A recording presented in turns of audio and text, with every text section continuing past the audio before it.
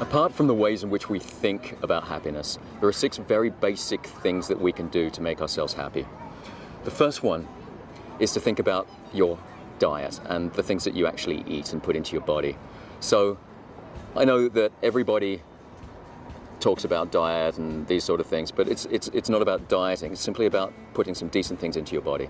So try not to put too much alcohol in, too much coffee. Try to think about the things that you eat and have a reasonable balance. It doesn't have to be obsessive.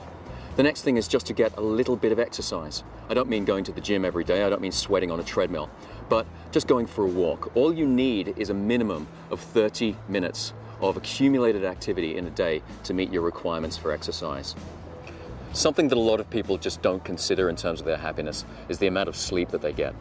Adults, on average, need 8 hours of sleep a night, and most people don't get anything like that. It's also 8 hours of quality sleep. So it's really worth thinking about the way in which you're living your life to get just a little bit more time to sleep. That time before midnight is actually the best time to get the quality sleep. So think about maybe going to bed a little earlier, and maybe getting up just a little bit later, but what's most important is making sure that you have consistency, getting to sleep around the same time each night so that you can try and get that 8 hours. It will make a big difference.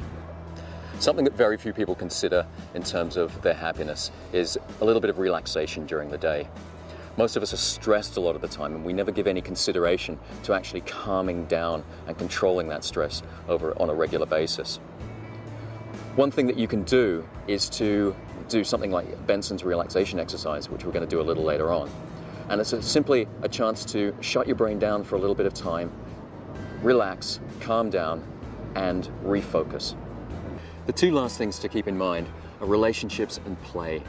Think about the relationships that you have with people who are important to you and make sure that they stay important, that you make the time for them.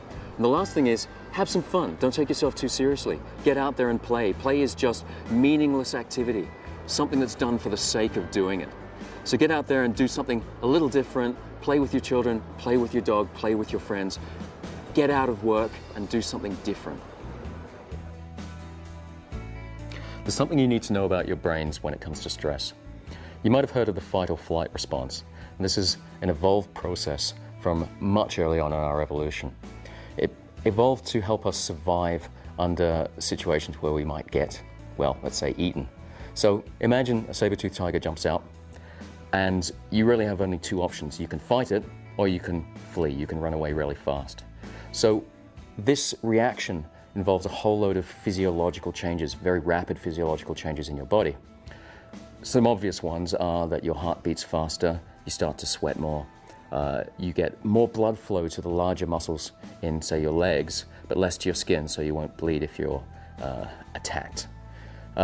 You're able to take up oxygen faster, your vision narrows, and your hearing starts to shut down because none of this is necessary for survival. One of the most important things is your frontal lobes, the higher processing centers in your brain, also shut down because they just get in the way. If you're running away from a saber-toothed tiger, the last thing you want is to think, oh, what am I doing next Tuesday? It's a distraction. So it's really important to understand that when you get aroused and upset, you also get stupid. Your brain starts to shut down, which is one of the reasons you say really, really dumb things when you're really, really angry. It's very important that you understand this so that you can modulate your stress responses and understand why you don't respond well under stress.